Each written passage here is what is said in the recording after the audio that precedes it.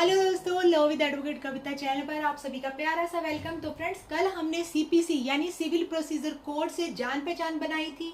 आज हम उसके प्रीलिमिनरी पार्ट पर स्विच करने वाले हैं। समझेंगे प्रीलिमिनरी पार्ट में उसकी इंट्रोडक्शन, थोड़ा सा उसके बारे में समझेंगे कि सीपीसी कब इन्फोर्स में आया और सेक्शन 1 to 9 तक हम इसके अंदर कंप्लीट करने वाले हैं। तो फटाफट से आ जाइए, समझते हैं। फर्स्ट ऑफ ऑल देखिए, सिविल प्रोसीजर कोड जो हमारा सब्जेक्ट है, उसके बाद प्रीलिमिनरी के अंदर हमारे जो है सेक्शन 1 से स्टार्ट होता है। ठीक है, उससे पहले हम समझते हैं कि कॉम्पोजिशन ऑफ कोड क्या है। कॉम्पोजिशन का मतलब है फ्रेंड्स कि ये कोड किस किस चीज से मिलकर बना है।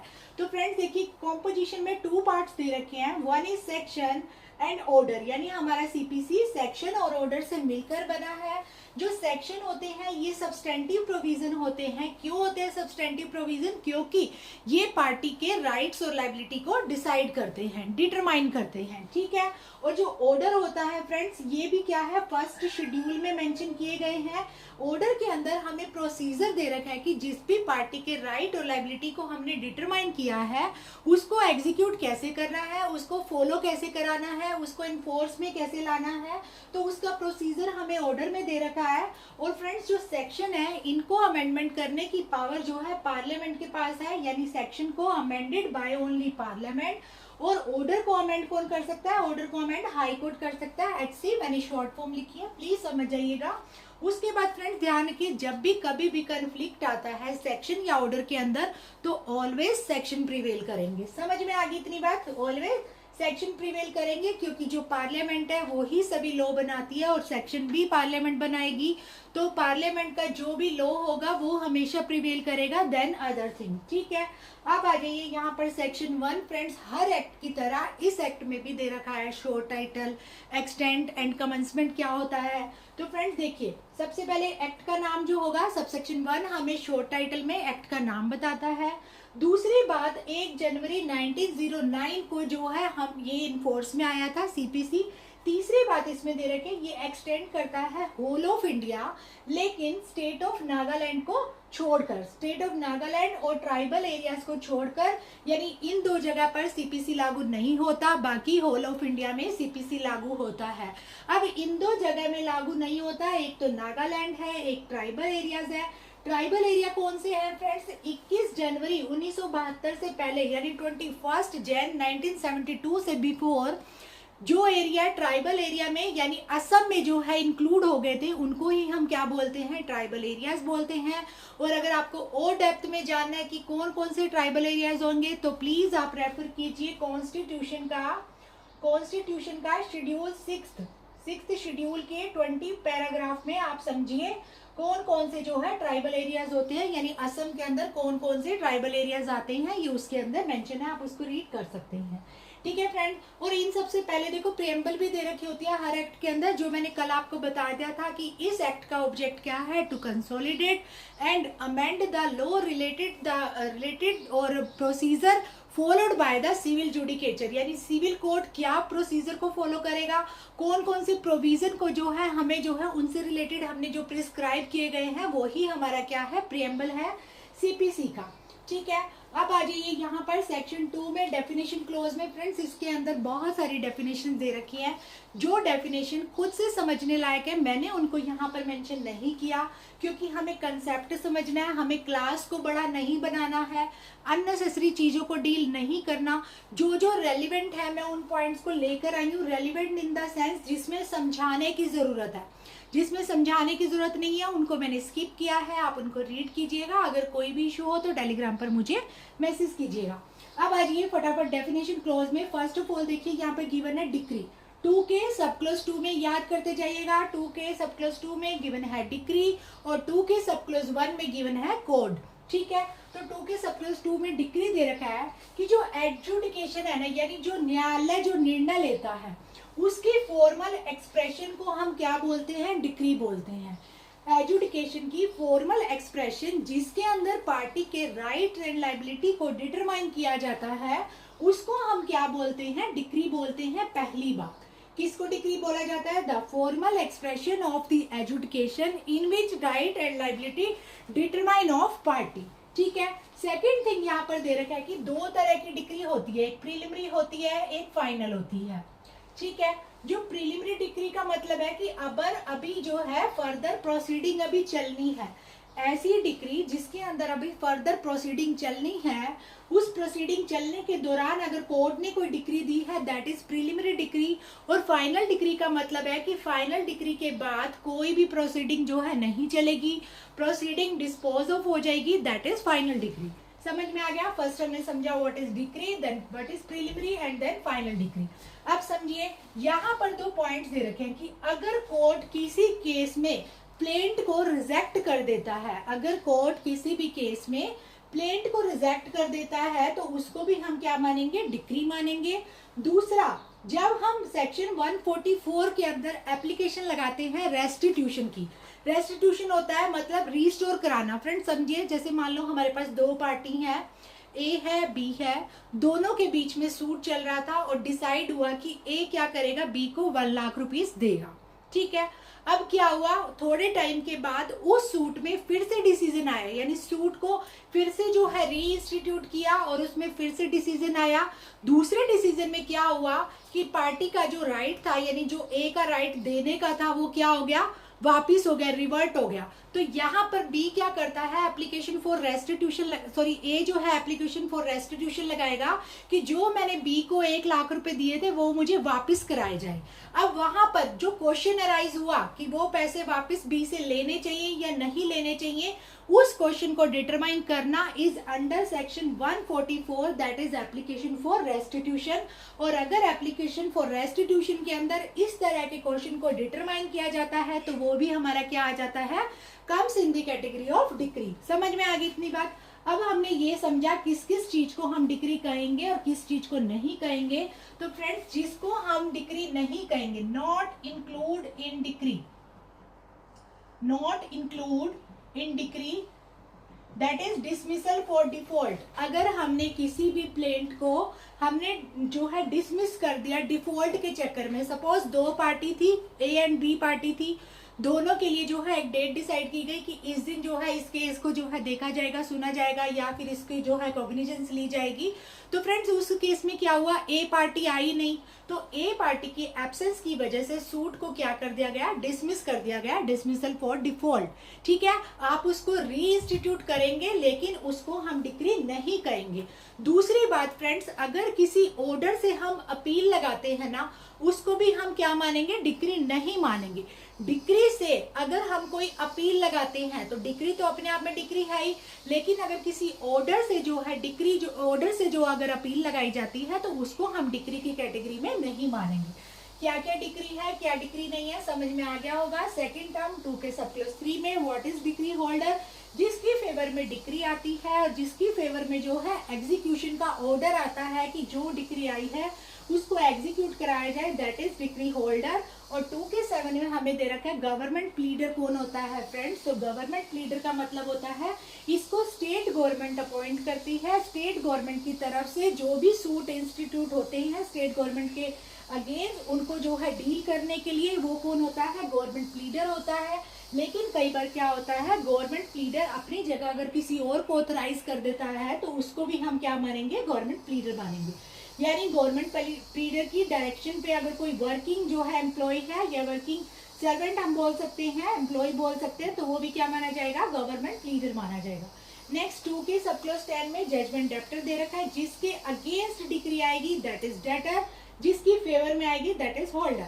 नेक्स्ट 2 के 11 में लीगल रिप्रेजेंटेटिव कौन होता है फ्रेंड्स? लीगल रिप्रेजेंटेटिव होता है जो भी डिसीज्ड पर्सन की तरफ से उसकी प्रॉपर्टी, उसकी एस्टेट यानी उसकी वसीयत को डील करता है, that is legal representative.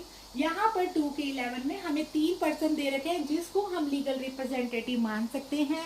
1 is इंटरमेडल। इंटरमेडल का मतलब होता है कि जो किसी भी तरह से डिसीज की प्रॉपर्टी की देखरेख कर रहा है। दूसरा पर्सन जो रिप्रेजेंटेटिव करेक्टर में है डिसीज की प्रॉपर्टी की तरफ से या स्टेट की तरफ से, that is also legal representative. And third person मतलब डेथ के बाद, पर्सन की डेथ के बाद प्रॉपर्टी किसको डिवॉल्व होगी? डिवॉल्व मतलब भले ही सक्सेशन के जरिए या इनहेरिटेंस के जरिए प्रॉपर्टी जिसको मिलने वाली है उसको भी हम लीगल रिप्रेजेंटेटिव कह सकते हैं।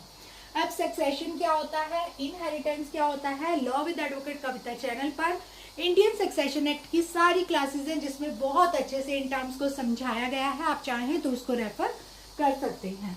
अब आ जाइए 2K12 में मैसने प्रॉफिट। मैसने प्रॉफिट का मतलब होता है फ्रेंड्स, जब कोई पर्सन अपने पोजेशन में यानी रॉन्गफुल पोजेशन में किसी पर्सन की कोई प्रॉपर्टी होती है, उस प्रॉपर्टी से जो मिलने वाला बेनिफिट होता है दैट इज मैसने प्रॉफिट कहलाता है। लेकिन उस प्रॉपर्टी से बेनिफिट लेने के लिए अगर पर्सन ने कोई भी इंप्रूवमेंट की है उसके ऊपर, तो उसको हम मैसने प्रॉफिट की कैटेगरी में नहीं मानते। समझ में आ गई 2K12 में। नाउ 2K17 में गिवन है फ्रेंड्स पब्लिक ऑफिसर कौन होता है। जब आप बुक में डायरेक्ट में इसको रेफर करेंगे तो इसके अंदर दे रखा है कि पुलिस ऑफिसर हो गया, पब्लिक सर्वेंट हो गया, आर्मी, नेवी, एयरफोर्स के जो भी एम्प्लॉयज होते हैं, ठीक है, या किसी पर्सन को जो है अथॉरिटी दी गई है किसी पर्सन को जो है कन्फाइन करने की, या फिर कोई रिसीवर अपॉइंट किया गया है प्रॉपर्टी को संभाल करने की, प्रॉपर्टी का सारा एस्टिमेट लगाने की, वो सब पर्सन क्या होते हैं, पब्लिक ऑफिसर होते हैं। मैंने उसका ओवरव्यू यानी क्रक्स लिखा, अंडर दी सेंट्रल गवर्नमेंट या गवर्नमेंट के अंडर कोई भी एम्प्लॉयड होता है जो भी गवर्नमेंट से रेम्यूनरेशन ले रहा है या ऑथराइज्ड बाय गवर्नमेंट है, दैट इज ऑल पर्सन क्या हो जाएंगे, हमारे पब्लिक ऑफिसर हो जाएंगे सेक्शन 2K17 में। अब आ जाइए यहाँ पर 2K19 में गिवन है शेयर इन कॉर्पोरेशन का मतलब होता है कंपनी के अंदर शेयर। कंपनी के अंदर किसी भी पर्सन का शेयर कैसे होगा, या तो उस पर्सन की कंपनी के अंदर स्टॉक होंगे, डिबेंचर या बॉन्ड होंगे, उसको बोलेंगे शेयर इन कॉर्पोरेशन। अब आ जाइए सेक्शन 3 पर। सेक्शन 3 यहाँ पर देता है, हेडिंग है हमारी सबऑर्डिनेशन ऑफ कोर्ट, कि कौन सा कोर्ट जो है किसके सबऑर्डिनेट में रहेगा, ये बात कहता है सेक्शन 3। तो सेक्शन 3 के अकॉर्डिंग हाई कोर्ट के अंडर आता है डिस्ट्रिक्ट कोर्ट, यानी जो डिस्ट्रिक्ट कोर्ट है वो सबऑर्डिनेशन में रहेगा किसके, हाई कोर्ट में। उसके अलावा जितने भी सिविल कोर्ट हैं grade inferior to the civil court, यानी या तो सिविल कोर्ट या सिविल कोर्ट से भी नीचे ग्रेड के कोई भी कोर्ट है या स्मॉल कोर्सेज कोर्ट है, सभी कोर्ट डिस्ट्रिक्ट और हाई कोर्ट इन दोनों के सबऑर्डिनेशन में रहेंगे। समझ में आ गई section 3। Now come to the section 4। Section 4 talking about saving clause. Saving clause का मतलब होता है इन सबको छोड़कर, यानी जो यहाँ पर गिवन है यानी सीपीसी के अंदर जो भी प्रोविजन गिवन है उनको छोड़कर कोई भी provision without prejudice to the special law, jurisdiction, existing law, यानी सीपीसी के अंदर जो भी चीजें गिवन है वो क्या करेंगे, किसी भी तरीके से हानि नहीं पहुंचाएंगे। किसको, कोई अगर स्पेशल लॉ मेंशन है उसको, दूसरा अगर कोई भी स्पेशल ज्यूरिसडिक्शन दे रखी है, स्पेशल ज्यूरिसडिक्शन या पावर गिवन है उसको भी टेक अवे नहीं करेगा सीपीसी। तीसरा जो भी एग्जिस्टिंग लॉ है उन पे भी अफेक्ट नहीं डालेगा। समझ में आ गई, ये था सेक्शन 4 का सब क्लॉज 1। और सेक्शन 4 के सब क्लॉज 2 में यहाँ पर मेंशन है कि जो भी लैंड ओनर होगा अगर उसको लॉ की तरफ से कोई भी रेमेडी मिली हुई है कि उसके पास एग्रीकल्चर लैंड है वो उसका रेंट ले सकता है, तो उसके इस रेमेडी पे भी सीपीसी कोई भी अफेक्ट नहीं डालेगा, भले ही वो प्रोविजन सीपीसी में ना हो। लेकिन अगर किसी स्पेशल एक्ट में, स्पेशल लॉ में ये चीज मेंशन की गई है, लैंड ओनर के राइट को डिसाइड किया गया है, लॉ के जरिए उसको कोई रेमेडी मिली है, तो उसको कोई भी लिमिट नहीं करेगा। अब आ जाइए section 5। Section 5 talking about revenue court. Revenue court का मतलब होता है फ्रेंड्स ऐसा कोर्ट जो रेंट से रिलेटेड मैटर को डील करता है, जो प्रॉफिट ऑफ लैंड से रिलेटेड मैटर को डील करता है, जो प्रॉफिट ऑफ लैंड हमें एग्रीकल्चर लैंड से मिलता है, that is called revenue court. तो रिवेन्यू कोर्ट पर सीपीसी लागू नहीं होगा। कब तक नहीं होगा, जब तक कोई भी स्पेशल इनेक्टमेंट ना लाई जाए। जब तक स्टेट गवर्नमेंट या सेंट्रल गवर्नमेंट या गवर्नमेंट कोई भी स्पेशल इनेक्टमेंट नहीं लाएगी तब तक रिवेन्यू कोड पर क्या होगा, हमारा सीपीसी अप्लाई नहीं होगा। अब आ जाइए सेक्शन 6 पर, which is talking about pecuniary jurisdiction. Pecuniary jurisdiction का मतलब होता है फ्रेंड्स कि किसी भी कोर्ट की जो मनी से रिलेटेड पावर कितनी है, मनी से रिलेटेड उसकी ज्यूरिसडिक्शन कितनी है, जितनी मेंशन है कोर्ट उस ज्यूरिसडिक्शन से बाहर नहीं जाएगा। यानी जितनी आपकी पिक्यूनरी लिमिट है आप उससे बाहर नहीं जाएंगे। यहाँ पर बात हो रही है जज साहब की। Section 7 talking about provincial small causes code. Provincial small causes code का मतलब होता है फ्रेंड्स स्टेट के अंदर स्टेट के अंदर जो छोटे छोटे कॉजेज के जो कोर्ट होते हैं उनको हम बोलते हैं प्रोविंशियल स्मॉल कॉजेज कोर्ट। उन पर भी सीपीसी अप्लाई नहीं होगा। किन पर अप्लाई नहीं होगा, कौन से ऐसे मैटर हैं जिन पर सीपीसी अप्लाई नहीं होगा? देखिए, स्मॉल कॉजेज कोर्ट जो है, स्मॉल कॉजेज कोर्ट को यहाँ पर कहा गया है कि अगर मान लो किसी मैटर में कॉग्निजेंस लेनी है, ठीक है, अगर किसी डिक्री के आने के बाद उस डिक्री को एग्जीक्यूट कराना है। तीसरा, अगर मान लो कोई डिक्री एग्जीक्यूट करानी है अगेंस्ट इमूवेबल प्रॉपर्टी, तो ऐसे केसेस में स्मॉल कॉजेज कोर्ट की कोई पावर नहीं है। जो प्रिविलेजियल स्मॉल कॉजेज कोर्ट है वो ऐसे मैटर को डील नहीं करेगा जहां पर कॉग्निजेंस लेनी है या फिर डिक्री को एग्जीक्यूट कराना है अगेंस्ट इमूवेबल प्रॉपर्टी। लेकिन अगर मैटर जो है प्रॉपर्टी अटैच का मैटर है, दूसरा इंजंक्शन अगर जो है इंजंक्शन ऑर्डर देना है या इंटरलोकेटरी ऑर्डर देना है, ऐसे केसेस में स्मॉल कॉजेज कोर्ट क्या कर सकता है, अपनी जुरिस्डिक्शन को एक्सरसाइज कर सकता है। ठीक है, अब आ जाइए यहाँ पर सेक्शन 8 के अंदर प्रेसिडेंसी स्मॉल कॉजेज कोर्ट जो थे पहले, ये इनको हम बोलते हैं ओल्ड सिटीज में, यानी जो पहले ओल्ड सिटीज हुआ करती थी, 3 यहाँ पर नाम है, that is Mumbai, Calcutta and Madras, Calcutta and Madras. ठीक है, यहाँ पर क्या होता था, पहले प्रेसिडेंसी स्मॉल कॉजेज कोर्ट होती थी, इन पर भी सीपीसी अप्लाई नहीं होगा। लेकिन अगर हाई कोर्ट कोई स्पेशल इनेक्टमेंट के तहत कोई भी रूल बनाती है related to the presidency small causes court, then वो रूल क्या माना जाएगा, वैलिड माना जाएगा। 2 टर्म और समझ लीजिए। यहाँ पर फ्रेंड्स अपने पास आया एक इंजंक्शन और एक इंटरलोकेटरी ऑर्डर। क्या होता है, देखो फ्रेंड्स, इंजंक्शन का मतलब होता है हमने कोर्ट में क्या किया, पिटीशन लाया कि ऐसे ऐसे ये काम होने वाला है। सपोज मेरी ही कोई प्रॉपर्टी है, मुझे उसका राइट डिटरमाइन कराना है, डिक्लेयर कराना है कि उस प्रॉपर्टी पर, उस एग्रीकल्चर लैंड पर जो है मेरा पोजेशन है। तो दूसरा पर्सन उसको सेल करना चाह रहा है जो अपोजिट पार्टी है, तो उसको रोकने के लिए तुरंत अभी क्वेश्चन को डिटरमाइन नहीं किया है, क्वेश्चन डिटरमाइन करने से पहले अगर कोई भी रेमेडी दी जाती है पार्टी को, दैट इज कॉल्ड इंजंक्शन। ठीक है, और इंटरलोकेटरी ऑर्डर क्या होता है फ्रेंड्स, इंटरलोकेटरी ऑर्डर का मतलब होता है कि केस चल रहा है, केस के अंदर अब और किस चीज की रिक्वायरमेंट है, क्वेश्चन को डिटरमाइन करने के लिए। सपोज जैसे कोई प्रॉपर्टी से रिलेटेड कोर्ट है, कितनी प्रॉपर्टी है उसको जो है, उसका जो है सारा जो है ब्यौरा उसका अगर निकालना है, तो हम क्या करते हैं, रिसीवर को अपॉइंट करते हैं।